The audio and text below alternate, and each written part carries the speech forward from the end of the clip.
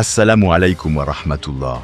Depuis plus de 14 siècles, le prophète Muhammad a mis en garde sa communauté contre une épreuve unique, une épreuve que tous les prophètes avant lui ont annoncée.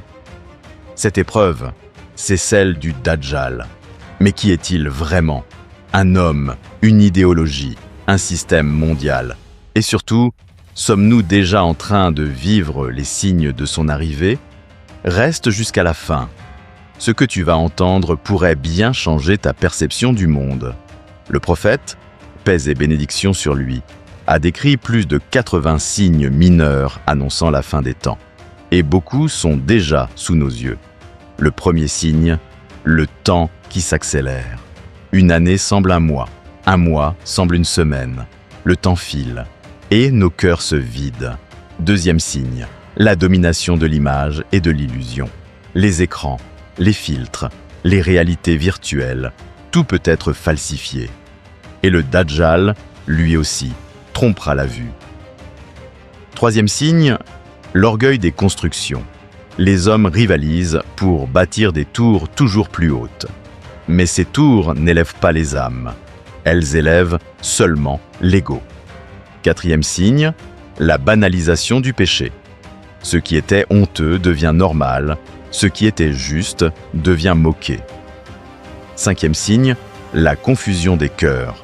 Le prophète, paix et bénédiction sur lui, a dit « Celui qui s'accroche à sa religion sera comme celui qui tient une braise dans sa main. » Et aujourd'hui, nous vivons ce temps. Ces signes ne sont pas isolés, ils forment le décor du monde qui accueillera la plus grande illusion jamais connue. Puis viendront les grands signes, les signes majeurs.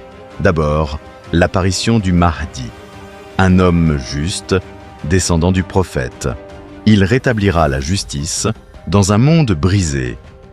Puis, une guerre mondiale éclatera, une guerre appelée Al-Malhama Al-Kubra. Les nations s'affronteront et la terre tremblera sous le poids du chaos. Les catastrophes se succéderont. Tremblements de terre, famine, sécheresse. Et lorsque la peur dominera les cœurs, le Dajjal apparaîtra. Son nom complet est Al-Masih ad-Dajjal, le faux Messie. Il se présentera comme un sauveur. Il parlera de paix, de prospérité, d'unité. Mais derrière ces mots se cachera le mensonge. Le prophète, paix et bénédiction sur lui, a dit « Il sera borgne » et entre ses yeux sera écrit « Kafir ». Tout croyant sincère le verra. Il voyagera à une vitesse jamais vue. Il fera tomber la pluie. Il nourrira les affamés. Il fera paraître la vie dans des terres mortes. Mais tout cela ne sera qu'illusion. Avec lui, un faux paradis, un faux enfer. Et le prophète, paix et bénédiction sur lui, a dit « Ce qu'il appellera paradis sera en réalité l'enfer. Il séduira les riches, les puissants, les insouciants. Il fera douter les faibles et il prétendra être Dieu lui-même. Mais Allah n'abandonnera pas les croyants quand le Dajjal sera au sommet de son influence. Allah enverra Issa, fils de Mariam, que la paix soit sur lui. Il descendra du ciel, les mains posées sur les ailes de 2 anges. Son visage rayonnera comme la lumière du matin. Et lorsqu'il croisera le Dajjal, celui-ci commencera à se désintégrer, car la vérité ne peut cohabiter avec le mensonge. Issa tuera le Dajjal près de la porte de Lud, en Palestine, et la paix reviendra sur terre, pour un temps. Le prophète, paix et bénédiction sur lui, nous a laissé 5 clés pour se protéger de cette épreuve. Première clé, la foi et la connaissance. Celui qui connaît Allah ne sera pas trompé.